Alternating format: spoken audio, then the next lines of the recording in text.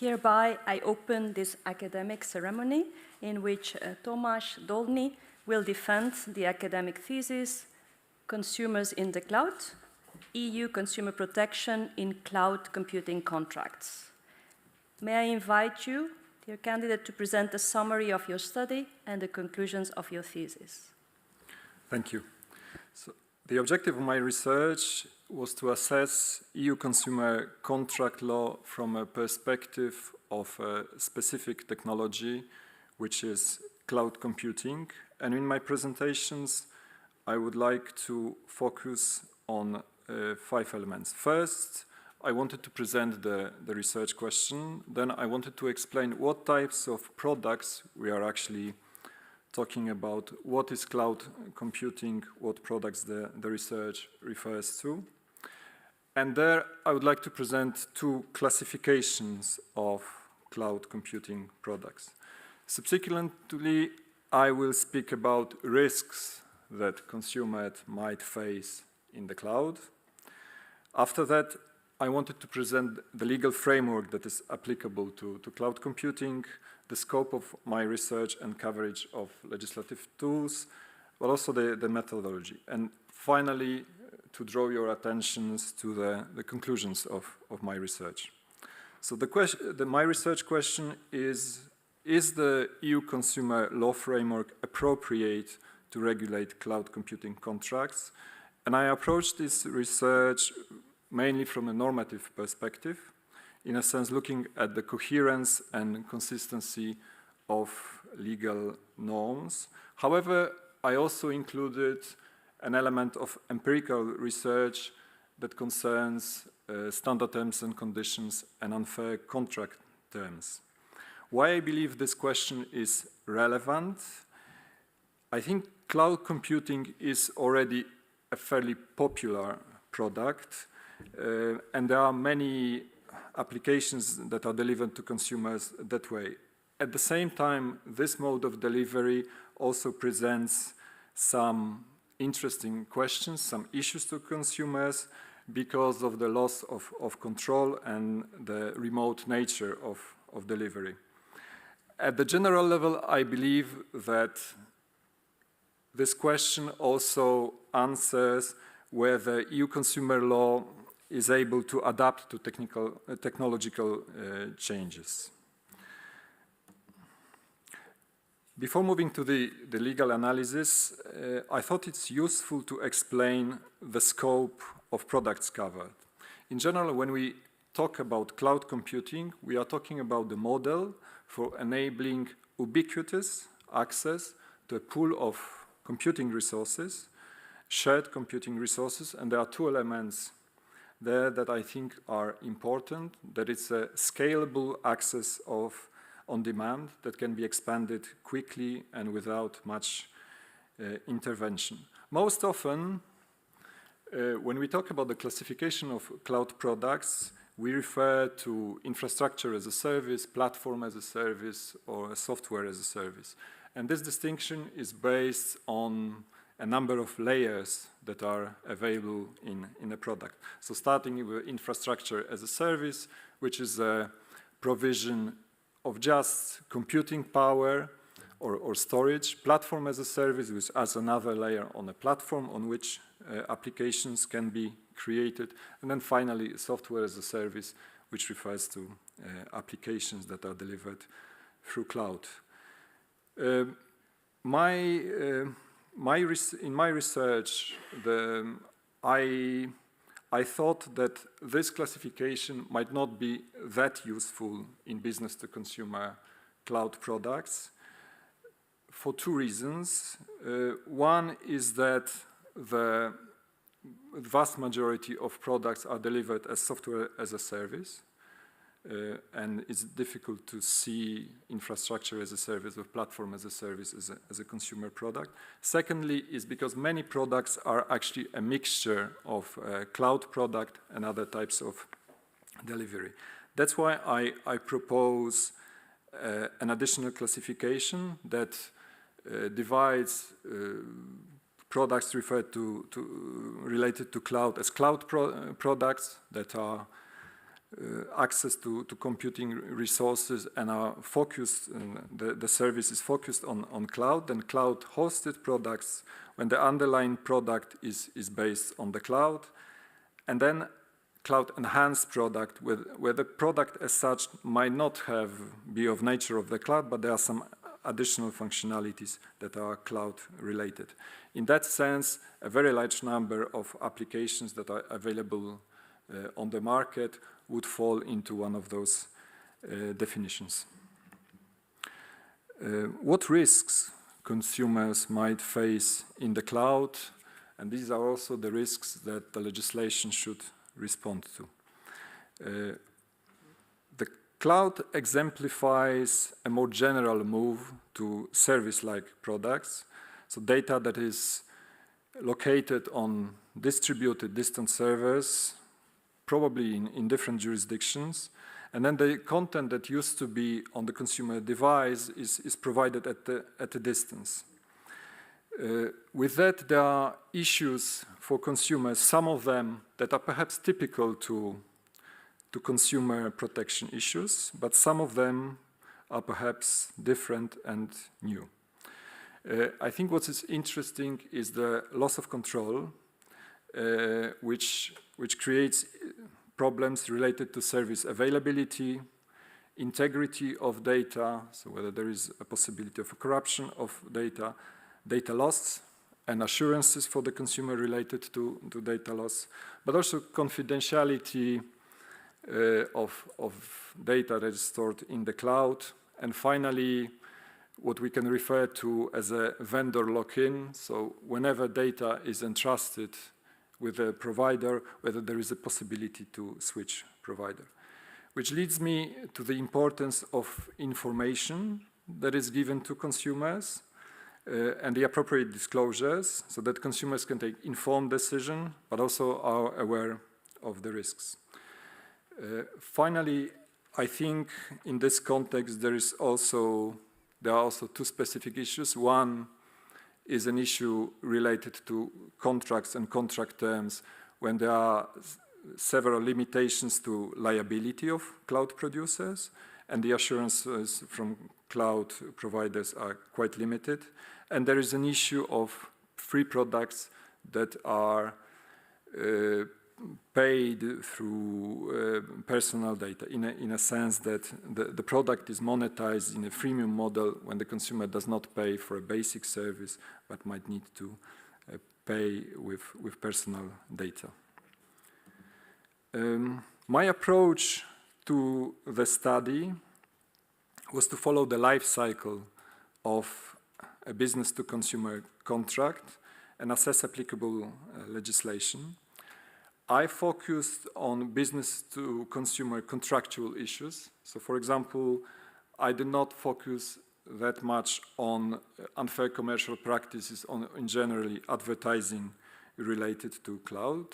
I believe it's an important issue, but at the same time, I think it deserves separate assessment.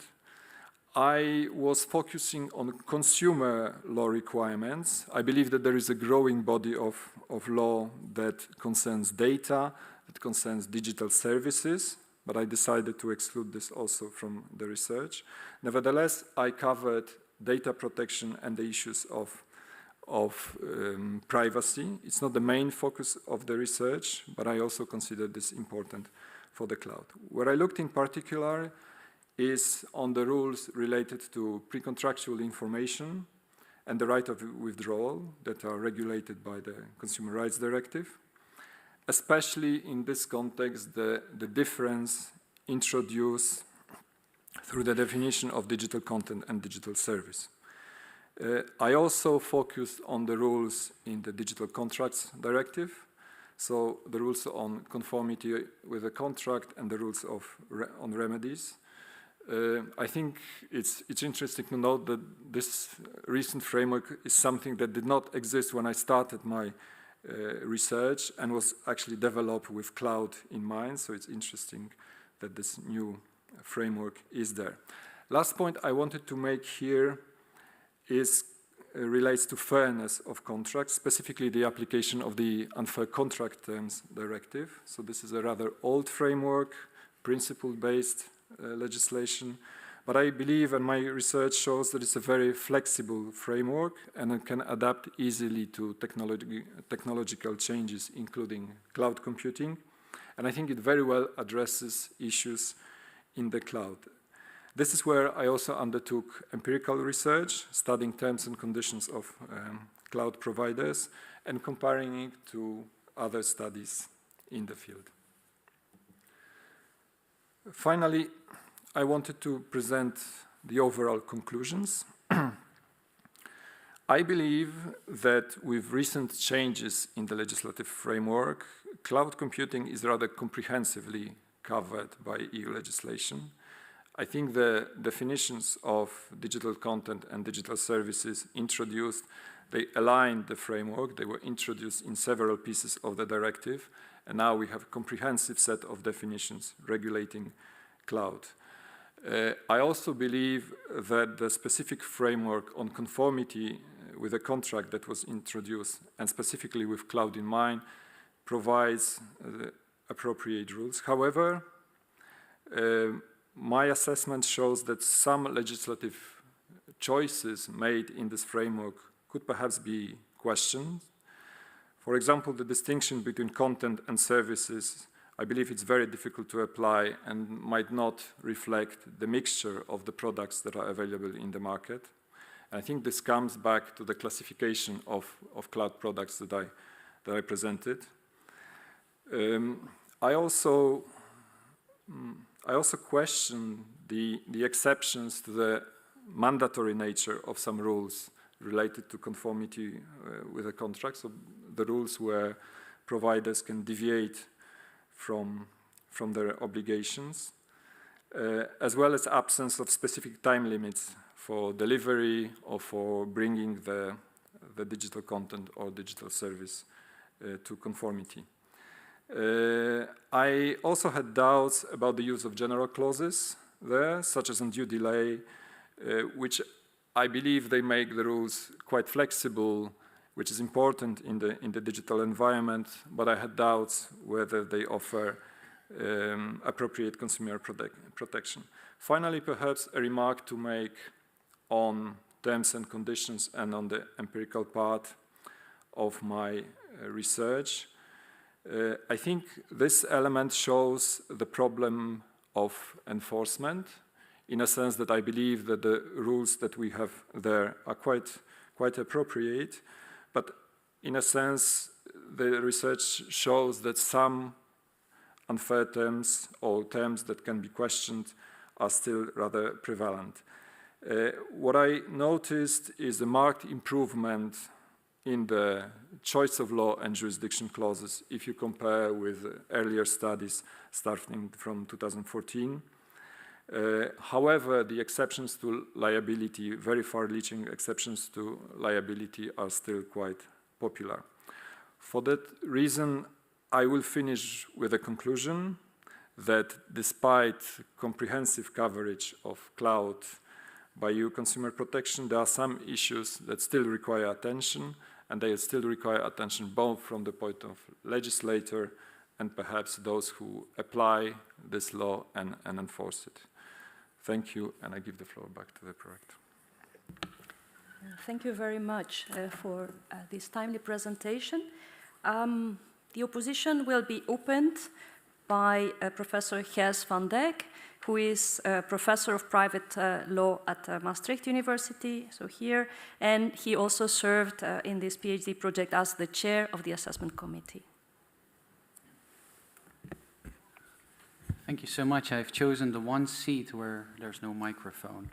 Dear candidates, congratulations with your wonderful achievement. Of course, the verdict is still out, but the book was a very nice read. Also on a very important matter. I think cloud computing contracts has not received a lot of attention in the legal sphere, whereas it's a very important topic because there's only a few players, there's a lot of market concentration, and more services and platforms are being moved to the cloud.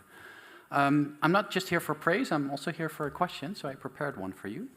Your thesis discusses the question whether EU consumer contract law or the framework is adequate, to summarize it.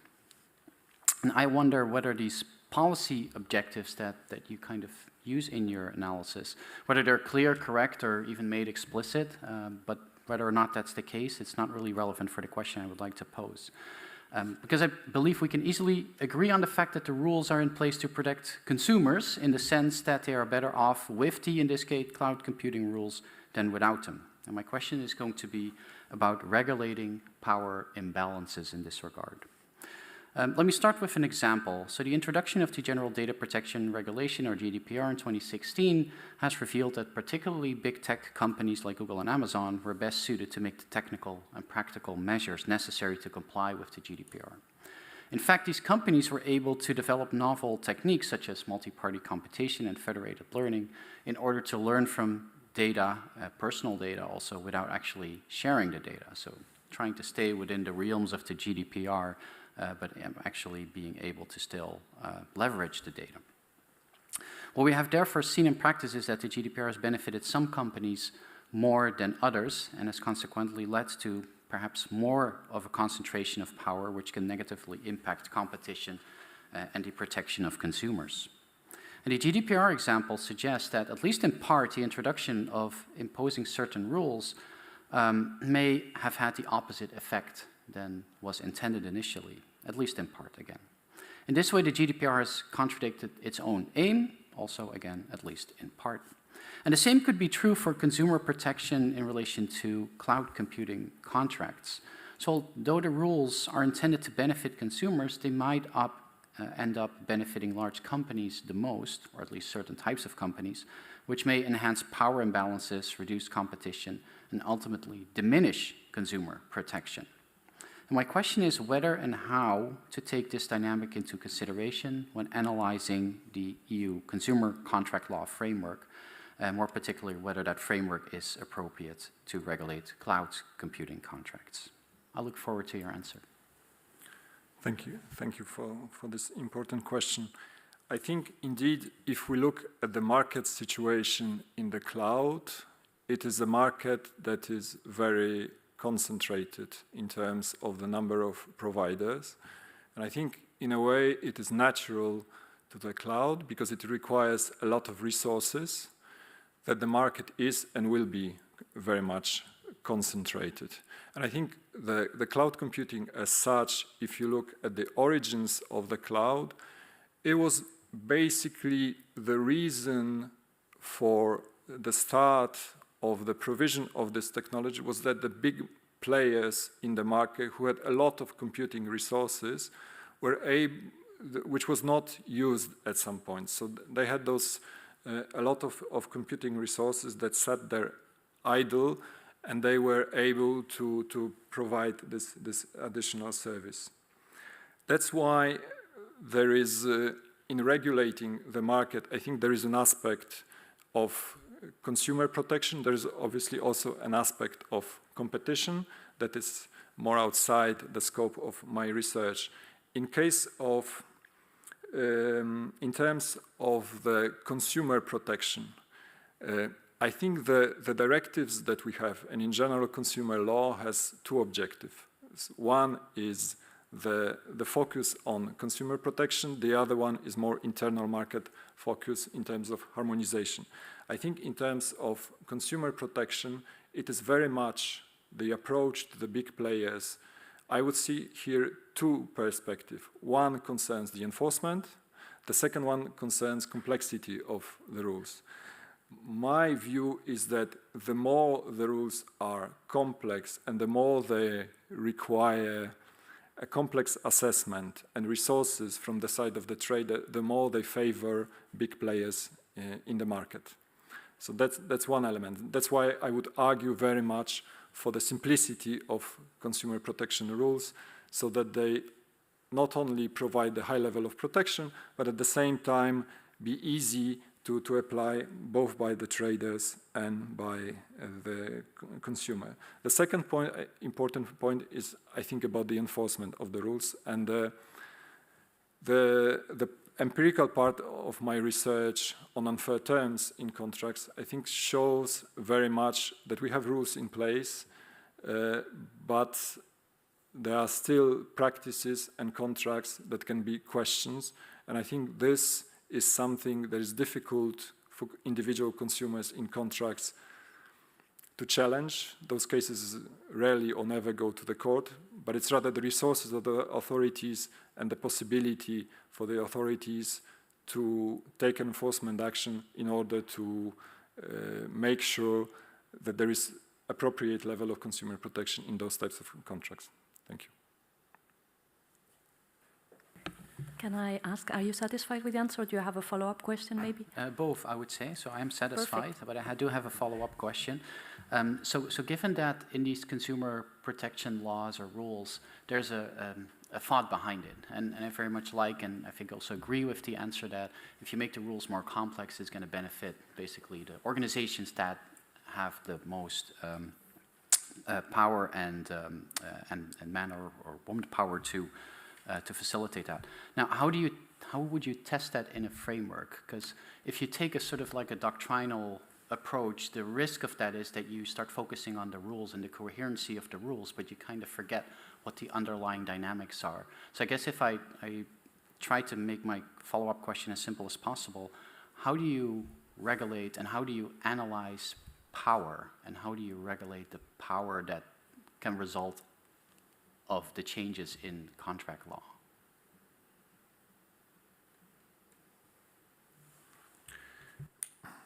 Yes, I think in terms of regulating power of market players, I would see there the predominant role of the competition law in a sense of making sure that the market situation that we are faced with and the dominant position of some players is not abused. And I think this is the role of the competition law to make sure that I think is flexible enough and it's able to, I believe, to address those situations.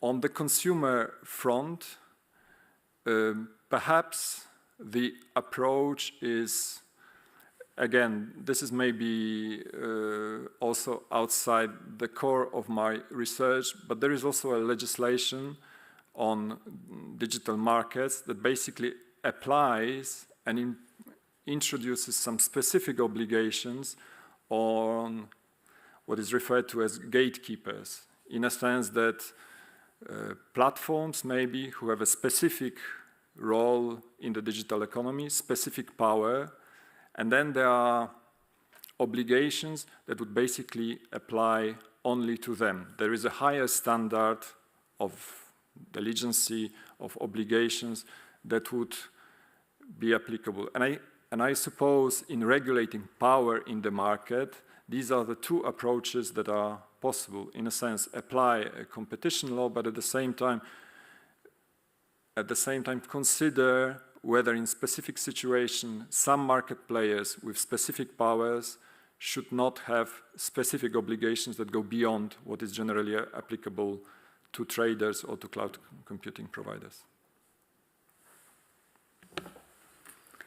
The opposition will be continued by Professor Alberto De Franceschi, who is joining us online from Ferrara University in Italy, where he is a professor of private law, digital law, and environmental sustainability. Professor De Franceschi, very welcome, even if only online in Maastricht. And Professor De Franceschi was also a member of the assessment committee. You have the floor. Thank you very much. Good afternoon, everyone. And congratulations also from my side for your work. I would like to start with a question which is on a similar line that the previous ones. So you rightly state that a strict traditional division between consumer protection and business-to-business contracts appear to be rather simplistic, and also arguably micro companies are in a very similar position as consumers when engaging in transactions. So the real bargaining position of an independent professional, such as an architect storing business information with a multinational cloud provider, is close to non-existent. And you rightly state here that EU law offers no or little mandatory protection in such contracts. So I agree with you that it is indeed a problem that EU law has so far failed to properly address. And this strict distinction between business to business and business to consumer regulation should be reconsidered not only with regard to cloud computing, but also in other sectors. So taking into account the above mentioned imbalance, there are member states in which the EU consumer protection regime was extended to micro enterprises. And additionally, some EU directive proposals, some recent EU directive proposals are exempting micro enterprises from some relevant duties. For instance, in another sector, the greenwashing directive proposal. So the growing imbalance of power between the contracting parties in the digital economy requires to avoid a sectoral approach and to stimulate a systematic modernization of EU contract law in view of this fundamental shift. We can see that the first step in this direction was made by the European legislator with the platform to business regulation, inter alia by extending to business contracts the fairness control of contract terms. On another level, you just mentioned it, the Digital Markets Act delivered a fundamental contribution in this direction. And if we look at the impact of the Digital Content Directive on the European member states, it may also serve as a model for future legislation in neighboring fields and in order to create rules for contracts between traders concerning data. This happened, for instance, in Austria, where the Consumer Warranty Act, with regard to paragraph 7 of the Consumer Guarantee Law, extends the obligation to update digital services and goods with digital elements also to the business sector. And the same tendency, extending the regulation in the business to business sector can be seen in the work of UNCITRAL Group 4 on e-commerce. So I would like to hear from you, what is your opinion in that regard, and how do you see the way forward for enhancing fairness in the business to business sector? Thank you. Thank you. Thank you for that question. Starting perhaps with the assessment of the knowledge and power, I share the view that micro-enterprises or even small businesses are in a contractual situation that are ultimately similar, if not the same, as consumers in terms of their knowledge, perhaps also access to legal advice and the resources that they have. For that reason, I think the strict distinction that we have in the EU consumer law dividing between business to consumer contracts and B2B contract is perhaps not the best solution. At the same time, I think we need to be also mindful on the obligations that we impose in B2B, in business to business contracts, in a sense that traditionally, at least, but also I think in practice, there is much more negotiations in terms of the scope of the contract and the content of the contract. Specifically in cloud, I think there are two elements to indicate. I think in terms of the provisions of the contract, my study was looking at the business to consumer contracts, but some of the studies that I looked at were also considering the contractual provisions in business-to-business contracts. And I think there the finding was that there was much more scope for negotiating the quality of the service and the availability of the service, in a sense that in business-to-business contract, what is quite popular is to have a service level agreements for the provision of cloud. In a sense that those service level agreements then provide conditions, including availability of the service, coverage of risks of data loss, etc., etc. This is something that is non-existent in business-to-consumer contracts, where there is very little in the terms of conditions that would guarantee the quality of the service. Having said that, perhaps for micro enterprises, there is also very little scope for negotiations. And in terms of the legislation that we have, this strict distinction between business to business and business consumer is perhaps not that strict in some member states. So for example, the rules on unfair commercial practices in several countries are applied also to business contracts. And I think in some situations this applies also to unfair contract terms, when those rules are also applicable, at least to an extent, in business to business situations. For that reason, my view is that we need to be mindful about the obligations that we impose on business, in particular rules regarding information requirements. I think they perhaps might be less, maybe not relevant, but maybe there should be more scope for contractual freedom in business-to-business transaction. However, rules on unfair commercial practices and the fairness of the contract, I think these are the rules that are based on general principles and are adaptable enough to be applied also by the courts in business-to-business situations, especially if we are talking about micro enterprises and small companies. I think the challenge is that the distinction between B2C business-to-consumer contracts and business-to-business contract can be quite clean, in a sense that if we extend some rules to business, there is always a question where to draw a line. And I think if we look at the small businesses, for example, if the definition would be that these are about 250 or 500 employees, that can be effectively quite substantial companies.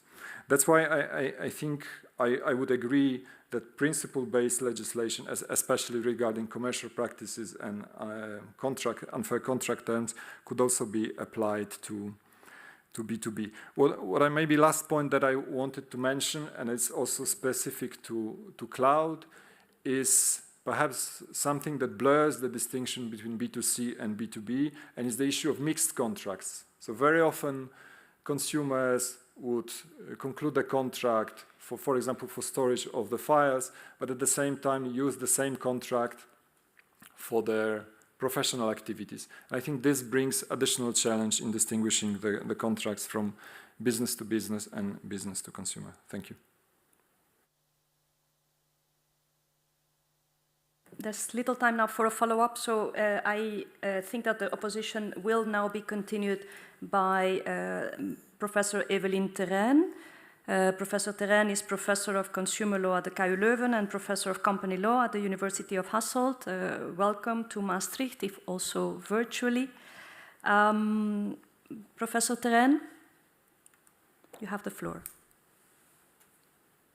Thank you very much. It's a pleasure to participate, and it was also a pleasure to read your thesis that provides a very clear and sharp analysis of all the relevant consumer protection instruments for cloud contracts.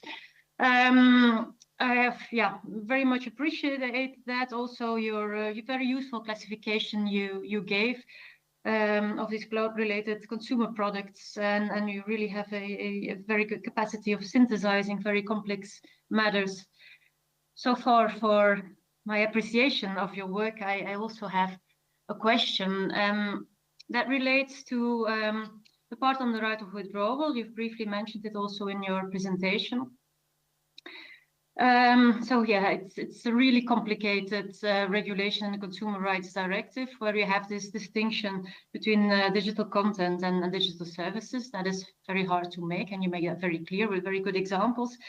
An extremely complicated regulation. So in theory, you have a right of withdrawal for digital content, but then only if performance hasn't begun. And from the moment you download, you lose your right of withdrawal, and then all kinds of information obligations are also imposed to inform the consumer and to obtain this consent. You also mentioned that it's rarely used in practice. You also mentioned some authors saying that actually, it's of limited practical relevance because there is this commercial practice to actually allow easy termination of these contracts at any time. And then you propose that some alignment might be useful of these two different regimes of contracts that do resemble.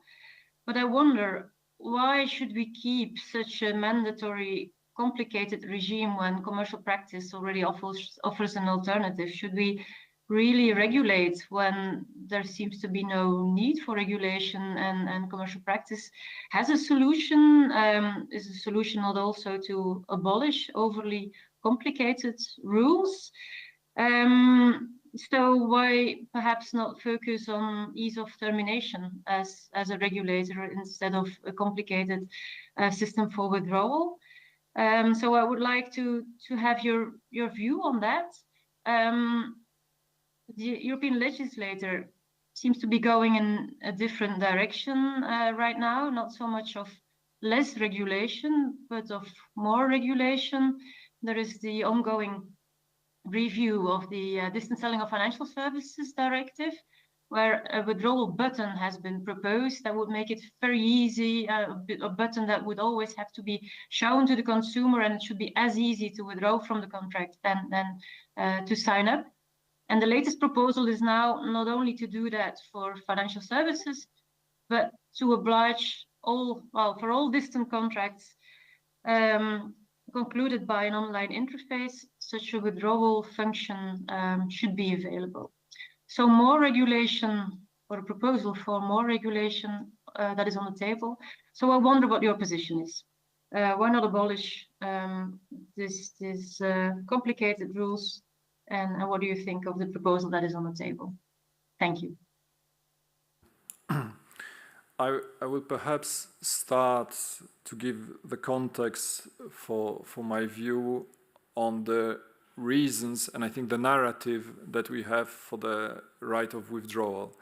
And I think the right of withdrawal as such in distance contracts, it's not only a consumer protection measure, but at its very beginning, I think it was equally, you might even argue more importantly, a tool to ensure a confidence of the consumers in distance sales. So in a sense that consumers would have the possibility to order a product, see the product, to an extent test the product, and then withdraw from the contract.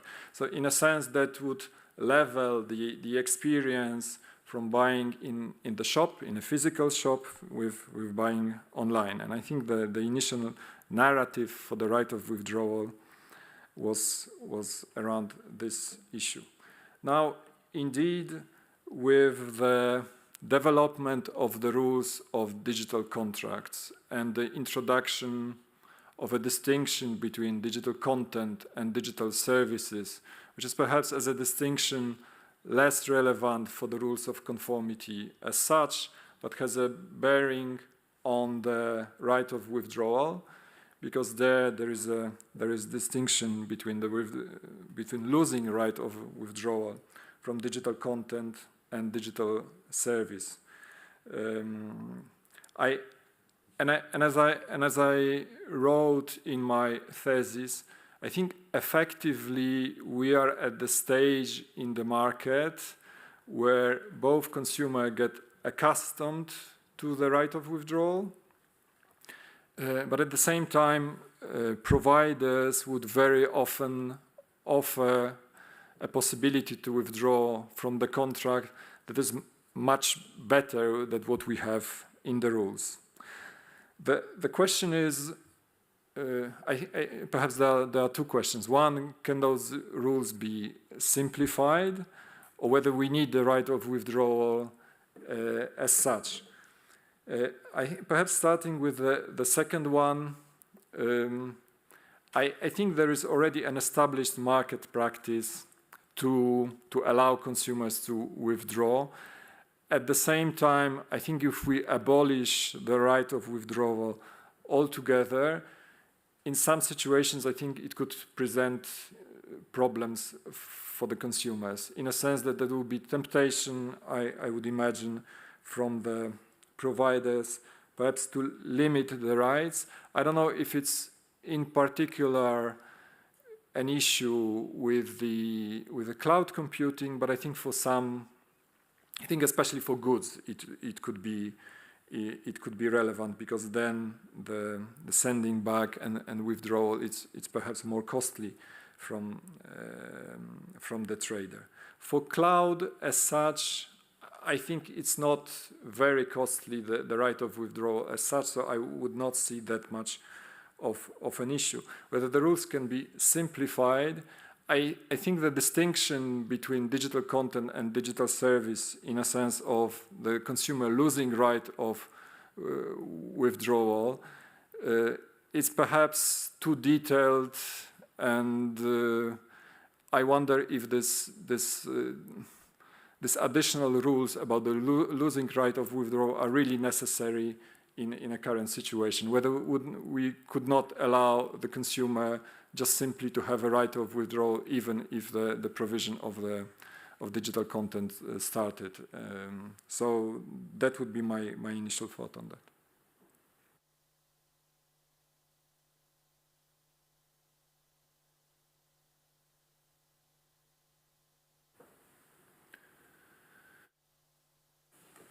Yes, I think so. In that case, the opposition will be continued by Dr. William Ball, who is assistant professor at the Department of Private Law in this university, and also served as a member of the assessment committee. Dr. Ball. Yes, many thanks indeed. Well, dear candidate, first and foremost, I too would like to extend my congratulations to you on your research and on your thesis. You've produced a comprehensive and invaluable work on the ramifications both of and for EU consumer law in respect of the prevalent yet still developing field of cloud computing contracts. Along with analysing a wide range of existing EU legislative instruments, as you explained also in your presentation, and indeed also standard business terms in terms of their application to contracts for cloud computing products and services. You've also identified a number of salient issues arising from this application, and in turn developed a series of important suggestions for potential or necessary adaptations to this body of legislation in order to address such issues. The proposals that you've formulated on the back of your exhaustive analysis are of distinctly practical relevance, and as such will certainly be of great value to the EU legislator when contemplating future reforms in this area. Now, it's actually on this very point, and indeed it also relates to the discussion you've just been having, if not even a number of the questions that have been posed thus far, that I'd like to ask you to elaborate further with regards to, let's say, the scholarly reasoning underlying the results and outcomes of your research. For while practical or functional considerations and real-world effects, you might say, are undoubtedly of primary interest to legislators, among many other concerned parties and stakeholders, of course, it's also a truism that in, well, academic fora such as this one, more theoretical aspects are at least of equal concern. And it's precisely with these kinds of theoretical insights in mind that I'm curious to learn more about the normative underpinnings and implications of your proposals. So to take one example by way of illustration, and again, again, it's actually the example that you were just discussing. In chapter 6 of your manuscript, you discuss, among other things, the right of withdrawal, indeed, as it is regulated in the Consumer Rights Directive, and particularly the fact that that directive provides for these two distinct withdrawal regimes vis-à-vis digital content on the one hand and digital services on the other. After elucidating these different approaches and the difficulties or complexities to which this distinction gives rise, you arrive at the conclusion that, once again, indeed, that an alignment between these two types of contracts would be preferable in this regard, as it would bring about, and we heard this in one of your previous answers, greater clarity and ease of application, even if that may lead to a reduction in the rights afforded to consumers, and thereby affect what you in fact characterise as the right balance of rights and obligations between the consumer and the trader that is struck in the legislation. Now, of course, I certainly agree that legal clarity and intelligibility are also important values in consumer law, and indeed for consumers as well as for businesses. But I cannot help but ask myself what this would entail from the perspective of existing theories that one encounters in the literature, and particularly those on the question of the relation and balance between legal certainty or foreseeability and consumer protection. In addition, or perhaps alternatively, I wonder whether you would subscribe to the view that the legislation in question should be revised or reformed in line with some overarching ideological tenet at all, or rather if you would ultimately favour a more, let's say, ad hoc approach to reform in this area, and I suppose in either case why you would say so. And I too, of course, look forward to your answer. Thank you. I will start perhaps with the general aspect referring to ideological as against practical aspects in consumer, I would say, policy making or legislation as such. I think in consumer protection there is an overall objective of the high level of consumer protection, and that's an objective that is inscribed in EU law.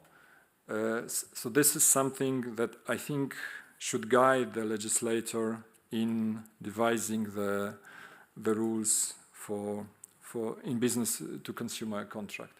And I think this objective should be preserved. At the same time, of course, there are other objectives in EU law relating to integration of the internal market, for example. And I think those objectives should be balanced to find an appropriate way to regulate business-consumer transactions. For the individual choices in legislation, while accepting that there is a need to find this balance, I would, however, argue for looking for practical solutions. Because I think what is typical to business-consumer transaction is that they rather rarely have an opportunity on individual level to end up in a court. In a sense that I think the rules should be practical enough to be able to apply them in everyday situation. There is, of course, guidance from the courts on different aspects of the law, but I think effectively, if we use general clauses in consumer law, or maybe even rather if we use very general terms that can have different meaning, I think there is a temptation that effectively it would be a trader who would who would basically preserve his or her right in a contract. By imposing conditions on consumer, and there is little, I think, opportunity for consumer to challenge those terms that are imposed by the trader. In terms of legal certainty, I think it is also linked to the simplicity of the rules, in a sense that and this is, I think, what my research was also looking for in a right of withdrawal, in the rules relating to conformity with the contract, that some of those rules, at the moment of the conclusion of the contract, there is perhaps a certain level of uncertainty which type of product is concerned, whether it's a service, whether it's digital content, and I think the rules on related to cloud, when I refer to my classification, which very often mix different types of delivery, sometimes delivering software on a consumer device that is accompanied by a type of service, I think it leaves perhaps a scope for interpretation. That's why a very simple application of the rules, I think it will be preferable. On the theoretical application and normative implications, I think this practical element of the application is also related to the consistency of the norms. And I think this consistency of the norms is also something that the legislator should pay attention to. My feeling is that the reason why we are perhaps faced with some of the problems is the complexity of the mixture in an online world of the provision of digital content and digital service, which I think leads to all these implications in different pieces of legislation, especially after the definitions that were introduced in the digital contract directives were then transformed into the consumer rights directive, which had an impact on the right of withdrawal. Thank you. Thank you. The opposition will be continued by Dr. Mindy Dufourc, who is an assistant professor at our Department of Private Law at this university. Dr. Dufourc, please. Thank you. I also would like to congratulate you on this accomplishment. I very much enjoyed reading your thesis, and I particularly actually enjoyed your sort of practical take and the practical experience that you bring to this topic and this research. One of the things you point out through the work, and that you've indeed pointed out here today in your defense a few times, is a concern about the ability of consumers to hold traders sort of accountable or legally responsible for consumer rights violations. In Chapter 8, for example, you conclude your discussion of remedies noting that consumer contracts are characterized by low-value, high-number transactions, and they rarely end up in court. And then again, in Chapter 9, you question whether existing rules requiring fairness in the general terms and conditions are enough to protect consumers in the cloud, because the likelihood that they will go to court and enforce their rights is very low. And here you call for an increased focus on public enforcement tools in the general interest of the consumer. And you reiterate this point again on page 172 at the end of Chapter 10. Considering either the individual's lack of incentive, because, as you say, it's sort of low value, or a lack of knowledge or ability to sort of understand either substantive law or the procedure for enforcing that law, and the sort of overall framework governing cloud services, or all of this, do you think that the directive on representative actions provides a viable mechanism for helping safeguard rights of consumers in the cloud? Yes, thank you. Thank you for that question. Indeed, let me start perhaps with a consideration that indeed I think cloud contracts as such are particularly complex products. And I think even terms and conditions for business to consumer contracts are also very complex. To add to this complexity, I think they are quite often drafted in a way that they could be applicable in several jurisdictions, which I think brings another layer, because they need to consider options for different jurisdictions, for different levels of consumers' rights. So I think with this complexity, it's extremely difficult to require a consumer to have a full awareness of the contract. And I think even disclosures, pre-contractual information, they can improve the situation of the consumers, but ultimately I have doubts whether in individual cloud contract situations, consumer is able to effectively enforce their rights. That is why I think there are two elements that could happen. One is public enforcement, which I think is quite important. It should be the main tool. The second could be representative actions. And I think in this sense, public enforcement and representative actions, they reduce this imbalance in the contractual, in the market situation between, as I was describing before, players in a market that is quite concentrated, and when they have both enormous market power but also resources, legal resources, and the consumer. So I think in individual contract situation, it's quite difficult for the consumer to address the problems. That is why I think I would share the view that representative actions or public enforcement or both are the only tools that are effectively possible to address this imbalance and to make sure that those big players effectively comply with consumer legislation.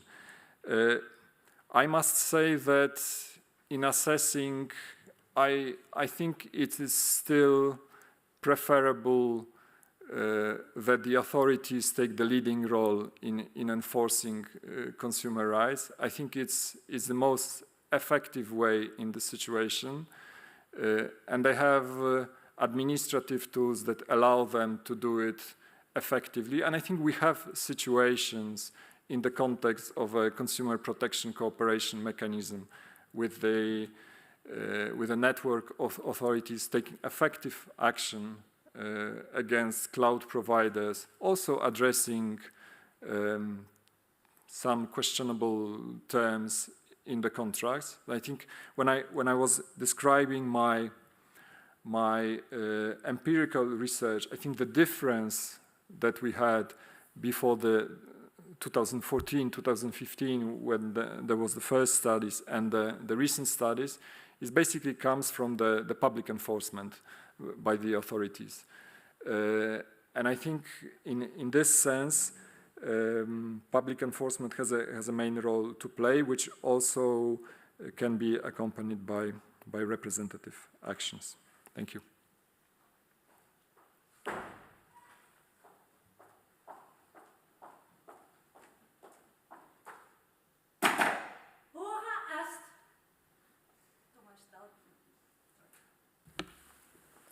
Tomasz Dolny, the time appointed for defending your thesis has passed. The degree committee will now withdraw to discuss the quality of your thesis and your defense. I request that you and your company await the results of our deliberations and our return in the room. Please all rise.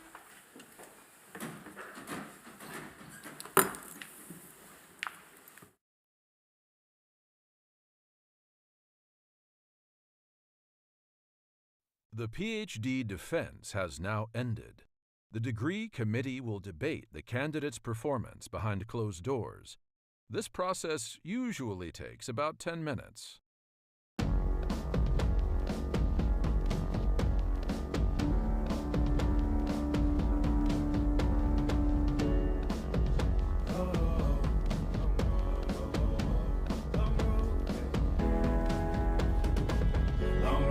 south side. 10 miles in my rearview mirror, I know what it felt like. My goal's only getting clearer, east side to the west side. No place like home, if it's questions that you've got, go the extra mile and that.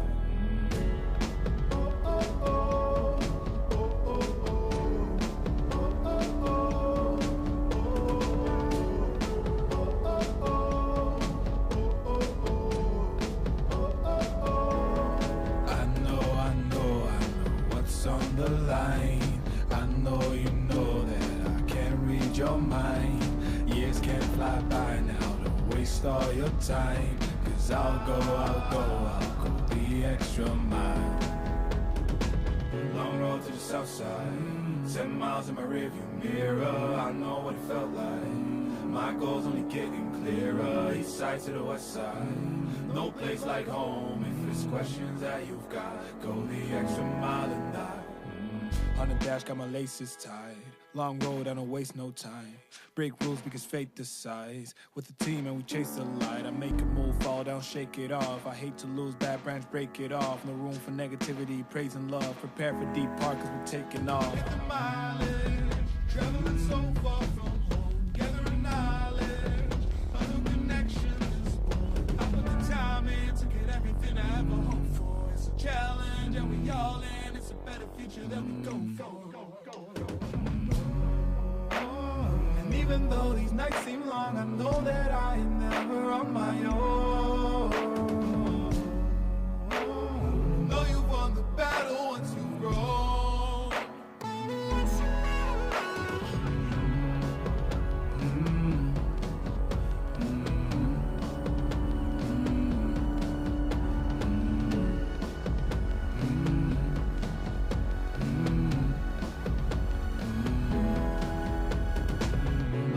South side, 10 miles in my rearview mirror, I know what it felt like. My goal's only getting clearer, east side to the west side.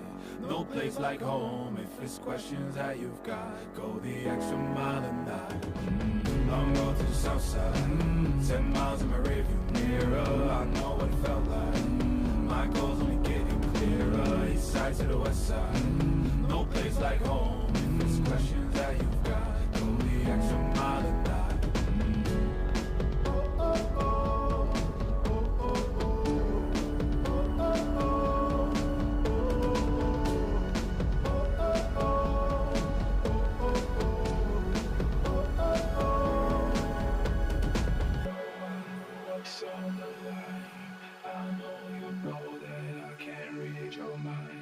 Years can't fly by now, don't waste all your time. Cause I'll go the extra mile.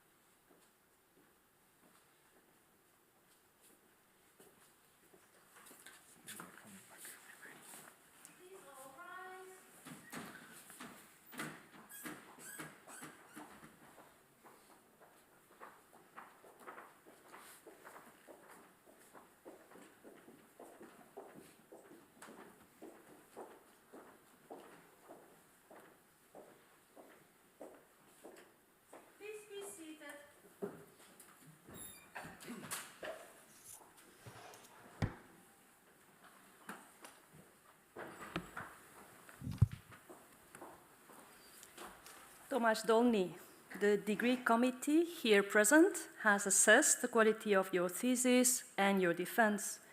In view of its positive verdict and taking into account your previous qualifications, the degree committee has decided to grant you the degree of doctor. Professor Schmitz is authorized to confer upon you this academic distinction in accordance with Dutch universitary custom. So I invite one of your supervisors to now take the floor. Please all rise.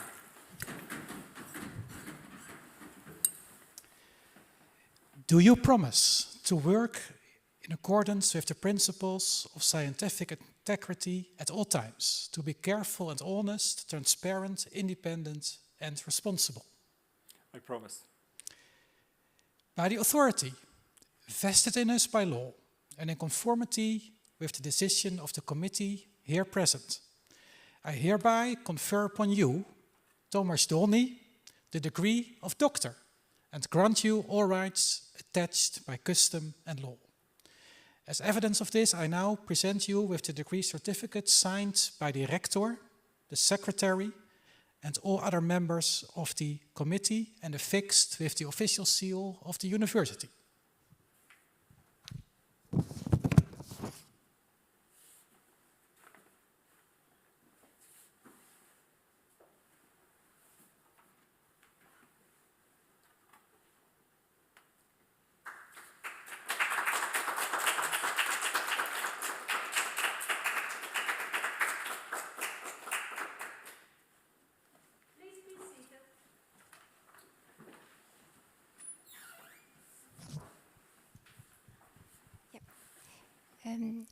Dear Thomas, dear Dr. Dolny, having heard all the praise you received from the members of the examination committee, as well as their challenging questions followed by your knowledgeable responses, time has finally come for me as your co-supervisor, speaking also in the name of Professor Jan Smits, your supervisor, to congratulate you.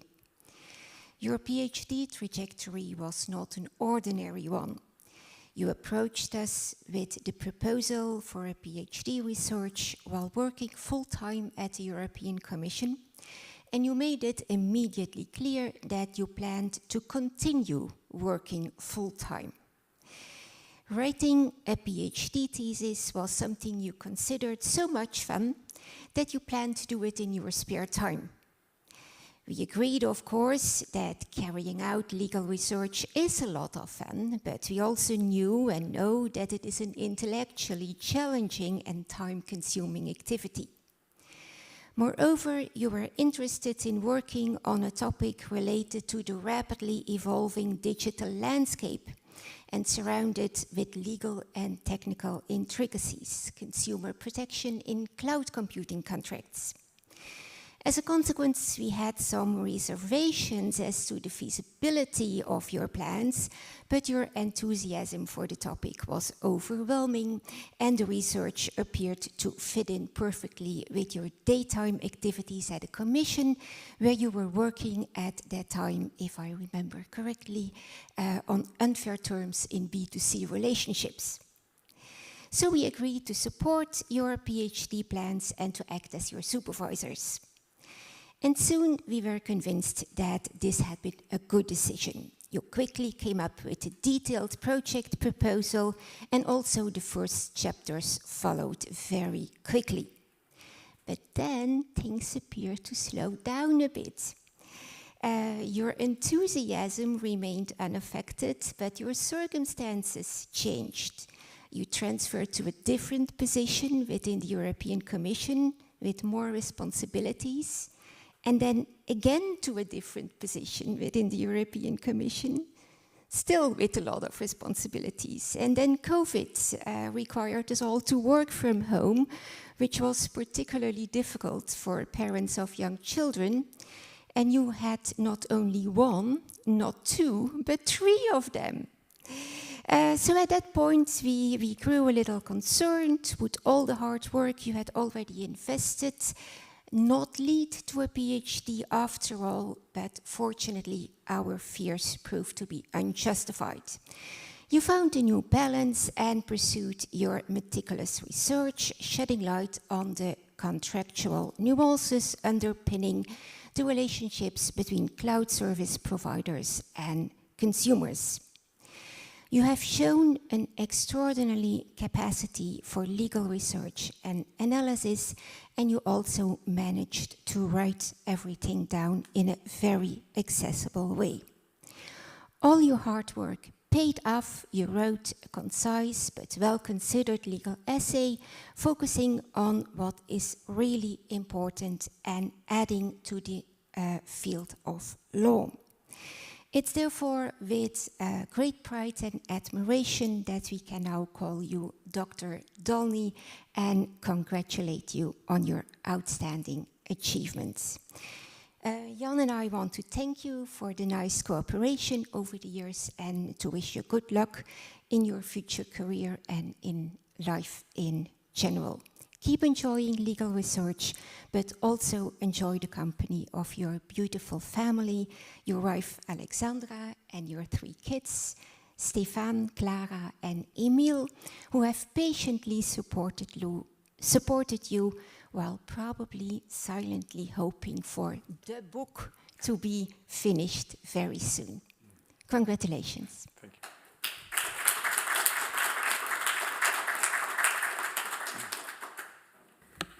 So, dear Dr. Dolny, also on behalf of the Maastricht University, I'm very glad to congratulate you and also extend my congratulations to your family with the degree you have just acquired.